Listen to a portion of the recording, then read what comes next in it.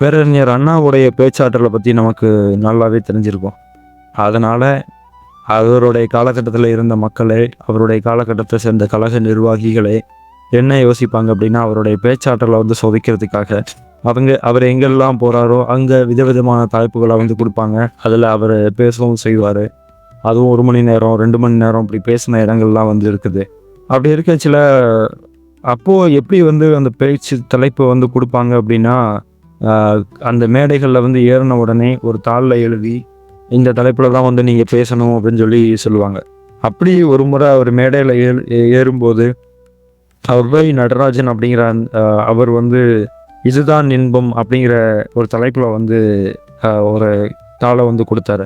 அதை படித்து பார்த்துட்டு அவர் என்ன சொல்லுவார் அப்படின்னா, அதுக்கும் 1 மணி நேரத்துக்கு வந்து பேசுவார். இன்பத்தை பற்றி அப்படிங்கிற இன்பம் அப்படின்னா என்ன, அது சார்ந்த உளவியல் எப்படி வரும், நாட்டுக்கு எப்படி இன்பம் வந்து கிடைக்குது, நல்லா வந்து ஆட்சி செய்யும்போது அப்படின்னு சொல்லிட்டு அந்த இன்பம் அப்படிங்கிற ஒரு விஷயத்தை வச்சு அவர் ரொம்ப நேரம் வந்து பேசுவார்.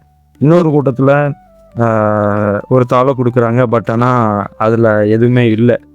உடனே அண்ணா அதை வந்து பார்த்துட்டு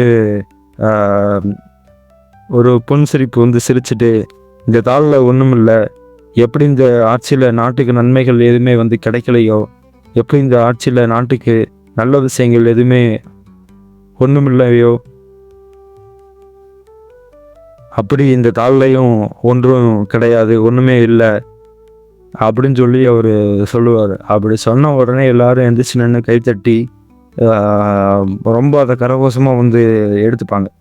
இப்போ இந்த தலைப்பை வந்து அவர் சொல்லுவார், ஒன்றும் இல்லை அப்படிங்கிறது தான் இது எனக்கு கொடுக்கப்பட்ட தலைப்பு.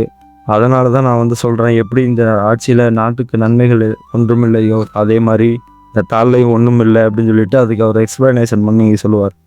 இதே மாதிரி இன்னொரு இடத்துல 1961 கோவையில் சுவாமி திரையரங்கம் அப்படிங்கிற அந்த ஒரு இடத்துல வந்து மரணசாசனம் பற்றி ஒரு தலைப்பு வந்து கொடுத்துருந்தாங்க. அதுக்கும் அவர் வந்து பேசினார். பேசிட்டு அவர் சொல்கிறாரு, இப்படியெல்லாமா வந்து தலைப்பு கொடுப்பீங்க, இப்படியெல்லாம் வந்து யாராவது கொடுப்பாங்களா அப்படின்னு சொல்லி ஒரு கிண்டல் அடிச்சிட்டோம் அந்த இடத்த வந்து கடந்து போகிறாரு. உங்களுக்கு அண்ணா வந்து பிடிக்கும் அப்படின்னா லைக் பண்ணுங்கள், ஷேர் பண்ணுங்கள், அப்புறம் மறக்காமல் இந்த சேனலுக்கு வந்து சப்ஸ்கிரைப் பண்ணுங்கள். Thank you so much.